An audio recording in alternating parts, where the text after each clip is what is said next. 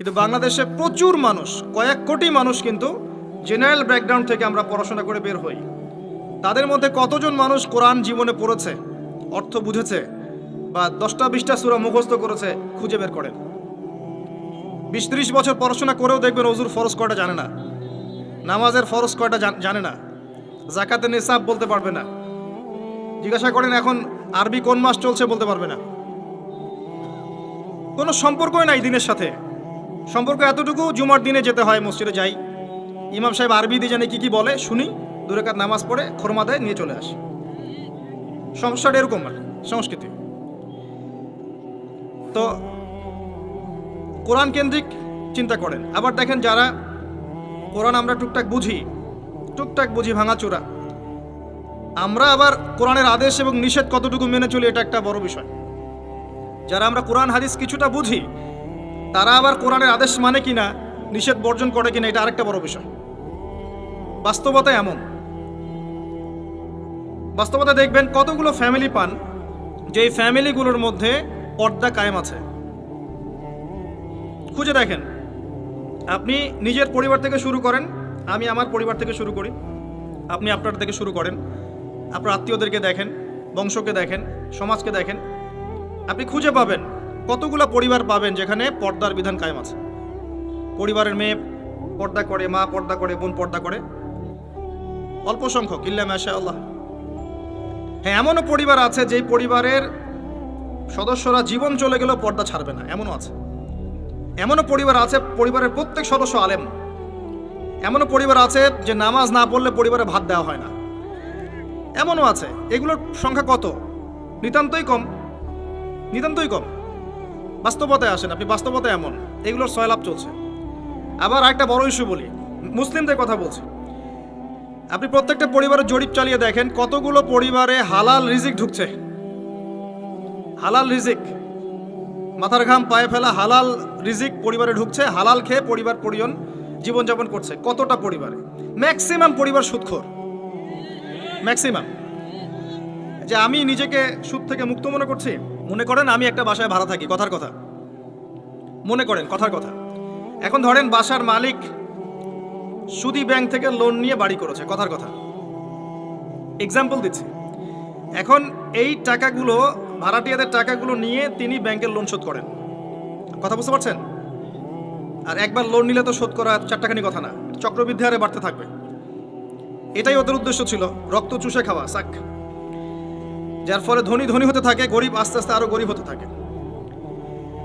আর আমি অনেকদিন বলেছি এটা মায়ের সাথে জেনা করার মতো পাপ, এবং আল্লাহ এবং তার রাসূলের সাথে যুদ্ধ করার মতো পাপ। দলিল আপনি সহিহ বুখারী খোলেন আর সূরা বাকারা পড়েন। সহিহ বুখারীতে আরও আছে 36 বার জেনা করলে যে গুনাহ হয়, 1 দিরহাম সুদ খেলে সেই গুনাহ হয়। এখন মনে করেন আমি রেন্ট দিচ্ছি, বা আরো 10 জন রেন্ট দিচ্ছে, এই রেন্টগুলোকে তিনি একত্রিত করে ঋণ শোধ করছেন সুদের। ইনডাইরেক্টলি, পরোক্ষভাবে আমি নিজেও সুদের সাথে সম্পৃক্ত হয়ে গেলাম। আমি কি বুঝাতে পারছি? যারা এগুলো থেকে সম্পূর্ণ পবিত্র থাকতে চাবে, তাদের গায়েও সুদের ছিটাফোঁটা এসে লাগবে। এটা সেই আখিরুজ্জামান, এটা ওই যুগ না। এই যুগের কথাই নবী সাল্লাল্লাহু আলাইহি ওয়াসাল্লাম হাদিসের মধ্যে বলেছেন, এমন যুগ আসবে যে মানুষের পক্ষে রিবা থেকে বেঁচে থাকে এত দুষ্কর হয়ে যাবে যে যারা বেঁচে থাকতে চাইবে তাদের গায়েও সুদের ছিটাফোঁটা এসে লাগবে। এই হলো সেই যুগ। আর যে খায়, যে দেয়, যে লিখে রাখে, যে সাক্ষী থাকে, 4 জনকে, 4 শ্রেণীর মানুষকে নবী সাল্লাল্লাহু আলাইহি ওয়াসাল্লাম সমান অপরাধী বলেছে। আমাদের ম্যাক্সিমাম পরিবারগুলোতে যান, দেখবেন সুদের সাথে আমরা সম্পৃক্ত আছি। যতই বলি, ব্যক্তিগত জীবনে দেখবেন, ইবাদত বন্দেগীর জীবনে গিয়ে দেখবেন পাক্কা মুসল্লি, কপালে সেজদার দাগ আছে। অর্থনৈতিক জীবনে গিয়ে দেখবেন পাক্কা সুদখোর, ঘুষখোর, দুর্নীতি করছে, ট্যাক্স ফাঁকি দিচ্ছে, বা সরকারের মাল আত্মসাৎ করে খাচ্ছে। প্রচুর সম্পদ আছে আমাদের, আমরা আত্মসাৎ করতে করতে করতে করতে একটা হাতি আসতে আসতে মাছি হয়ে যায়। একটা হাতি উপর থেকে আসতে থাকে, আকাশ থেকে একটা হাতি পড়তে থাকে। হাতি পড়তে পড়তে পড়তে পড়তে দেখবেন আপনার কাছে আস্তে আস্তে মাছি হয়ে গেছে। হাতির কান একজন, ডালপালা একজন, নাক একজন, সুর একজন, শিং একজন, খেয়ে শেষ করে ফেলছে। বাই দা ওয়ে, হাতির মনে শিং থাকে না, আমি ভুল বলছি। হাতির সুর থাকে। যাই হোক, এটা বাস্তবতা। আবার দেখবেন আমরা অনেকেই ইসলাম ফলো করার নামেও আমাদের বোনদেরকে সম্পত্তি দিচ্ছি না।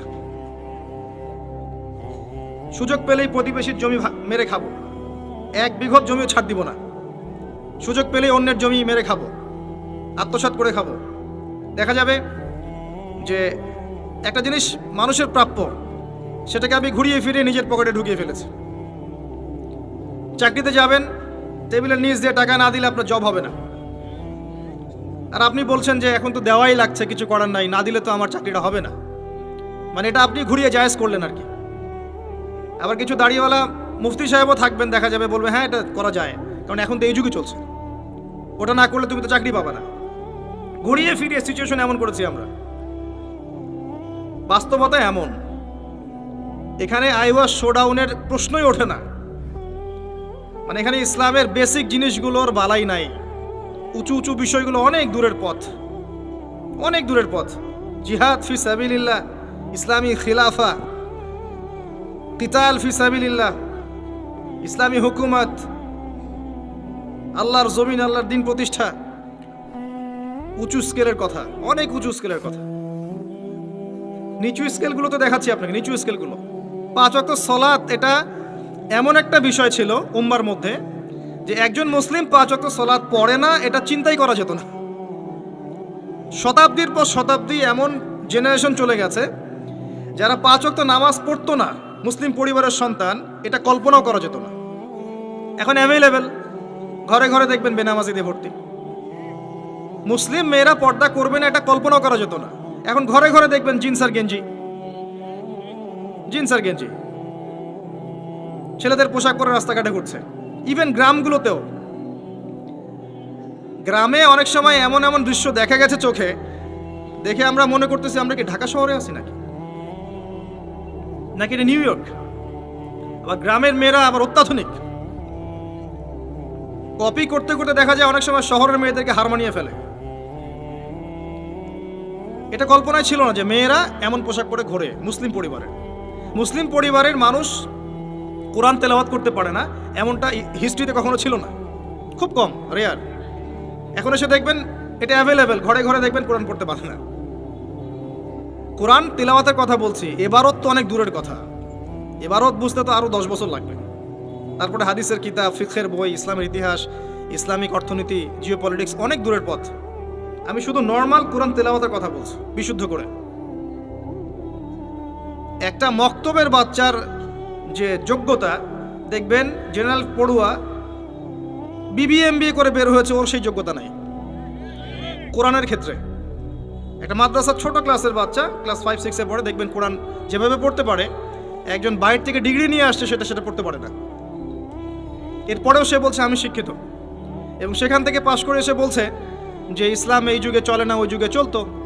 পর্দার বিধানগুলো আসলে ওই যুগে ভালো ছিল, এই যুগে এগুলো চলে না। এটা এগিয়ে যাওয়ার যুগ, এটা কো এডুকেশনের যুগ, এবং এটা হচ্ছে ফ্রি মিক্সিংয়ের যুগ। ফ্রি মিক্সিং বোঝেন তো? নারী পুরুষ একসাথে চলবে, মাহারাম গায়রে মাহারাম একাকার, এটার নাম ফ্রি মিক্সিং। যেমনটা আপনার স্কুলে চলছেন, কলেজে চলছেন, ইভেন জব সেক্টরেও চলছেন, প্রতিটা সেক্টরেই চলছেন, ইভেন পলিটিক্যাল ক্ষেত্রেও চলছেন ফ্রি মিক্সিং। মিছিল করছেন, সামনে মহিলা, পিছনে আপনি, ফ্রি মিক্সিং। কোনো ওয়াজ মাহফিলে দেখলাম যে মহিলা এসে বক্তব্য দিচ্ছে, হ্যাঁ, পাশে আলেম বসে আছেন, চা খাচ্ছেন। আপনি কোথায় আছেন প্রিয় ভাই? বলতে থাকলে অনেক কষ্ট পাই, গলার ভয়েস উঁচু হয়ে যায়, অনেকের খারাপ লাগে। কিন্তু কিছু বিষয় না বললে হক আদায় হয় না, আল্লাহর কাছে জবাবদিহি করতে হবে তখন। এই জন্য কিছু বাস্তবতা আপনাকে বোঝানোর চেষ্টা করছি, এবং এর মধ্যে ইনশাআল্লাহ আমি কিছু সলিউশন আপনাকে দেওয়ার চেষ্টা করব, নিজেকে এবং আপনাকেও। আমি যা বলছি আল্লাহ পাক সবার আগে আমাকে আমল করার তৌফিক দান করুন, পরে আপনাদেরকে তৌফিক দান করুন। বলাটা অনেক সহজ, করাটা খুব কঠিন। আল্লাহ পাক এটাই বলেছেন সূরা সফের মধ্যে, লিমা তাকুলুনা মা লা তাফআলুন, তোমরা এমন কথা কেন বলো যা তোমরা নিজেরা করো না। কাবুরা মাকতান ইনদাল্লাহি আন তাকুলু মা লা তাফআলুন, আল্লাহর কাছে অত্যন্ত নিকৃষ্ট এই কাজটা যে তোমরা নিজেরা করো না কিন্তু মানুষকে বলবে। আমি মেরাজের সময় একটা হাদিস মনে করাই আপনাদেরকে। এখন মেরাজের সময় চলছে, আপনারা হয়তো মেরাজ পার করেছেন। তো এখানে নবী সাল্লাল্লাহু আলাইহি ওয়াসাল্লাম কিছু শাস্তি দেখে এসেছিলেন। তার মধ্যে একটা শাস্তি ছিল এমন যে এক শ্রেণীর মানুষের জিহ্বাকে আগুনের কেচি দিয়ে কেটে দেওয়া হচ্ছে। আমরা বলি নাউজুবিল্লাহ। নবী সাল্লাল্লাহু আলাইহি ওয়াসাল্লাম জিজ্ঞাসা করলেন, এরা কারা? তাকে বলা হলো, এরা আপনার উম্মতের সেই সব ব্যক্তি যারা ছিল উম্মতের বক্তা এবং দায়ী এবং আলেম, এই টাইপের মানুষ আর কি, যারা মানুষকে অনেক সুন্দর সুন্দর কথা বলতো, নিজেরা আমল করতো না। আল্লাহ পাক আমাদেরকে হেফাজত করুন না। আমি অনেস্টলি বলছি, আমি যা জানি, যতটুকু আল্লাহ পাক আমাকে জ্ঞান দিয়েছেন, এর 30% আমি আপনাদেরকে বলতে পারি না। আমি আপনাদেরকে বলতে পারি না যা আমি জানি, আর আমি খুব কমই জানি। আপনি যত পড়াশোনা করবেন, যত বড় বড় আলেম ওলামার কাছে গিয়ে পড়ে থাকবেন, আপনি তত ফিল করবেন যে আপনি কিছুই জানেন না। আর আপনি যত চটি বই পড়ে মৌলানা হয়ে যাবেন, 2-4টা অনুবাদ পড়ে হাদিসের বলবেন আমি মুফতি হয়ে গেছি, তখন আপনার কাছে মনে হবে আমি অনেক জানি। আমার চেয়ে বড় জ্ঞানের কে আছে? আমি হকের ডিলার, আমি জান্নাতের ডিলার, আসো লিজ লাগলে নিয়ে যাও, ভাবখানা এরকম। তো আমি 30-40% বলতে পারি না, আর যতটুকু পারি তার মনে হয় 50-60% আমল করতে পারি না। যদি এখানে কোনো গজব আসে, আল্লাহ পাকের আল্লাহ না করুক, তাহলে সবার আগে উচিত হবে আমার এখান থেকে চলে যাওয়া। হয়তো আমার কারণেই গজবটা এসেছে। শোনেন, আমাদের সবাইকে বেসিক জিনিসগুলো ঠিক করতে হবে। আমি একটা আয়াত দিয়ে আপনাদেরকে সামনের দিকে নিয়ে যাচ্ছি। আল্লাহ রাব্বুল আলামিন বলেছেন, ইয়া আইয়ুহাল্লাযীনা আমানু, হে মুমিনগণ, আলাইকুম আনফুসাকুম, তোমরা নিজেদের নফসের খবর নাও, নিজেদের নফসকে ঠিক করো, নিজে ভালো হও। যেভাবেই আপনি ব্যাখ্যা করেন অর্থটা এমন, নিজে আগে ভালো হও, নিজের নফসকে ঠিক করো, নিজের নফসের খবর নাও। লা ইয়াদুররুকুম মান দাল্লা ইন ইহতাদাইতুম, তোমরা যদি হেদায়েতের উপর থাকো, তাহলে অন্যরা যদি পথভ্রষ্ট হয়ে যায়, তোমার কোনো ক্ষতি হবে না তোমাদের ইনশাআল্লাহ। ইলাল্লাহি মারজিউকুম জামিআন, তোমরা সবাই আল্লাহর কাছে ফিরে যাবে একদিন। ফায়ুনাব্বিউকুম, অতঃপর তিনি তোমাদেরকে জানিয়ে দিবেন, বিমা কুনতুম তা'মালুন, যে আমল তোমরা করতে। এই আয়াত দিয়ে মুফতি তকি উসমানী, আল্লামা তকি উসমানী দামাত বারাকাতুহু, তার একটা কিতাব আছে তাসাউফ ও আত্মশুদ্ধি, এই পুরো বইটা তিনি একটা আয়াত দিয়ে লিখেছেন। এবং তিনি বোঝাতে যাচ্ছেন যে এই আয়াতের মধ্যে সমস্যা এবং সমাধান দুটোই আছে। উম্মার সমস্যা এবং সমাধান দুটোই আছে। সমস্যা কি? আল্লাহ পাক যে বলেছেন আলাইকুম আনফুসাকুম, তোমরা নিজেদেরকে ঠিক করো, আগে নিজেদের নফসকে ঠিক করো।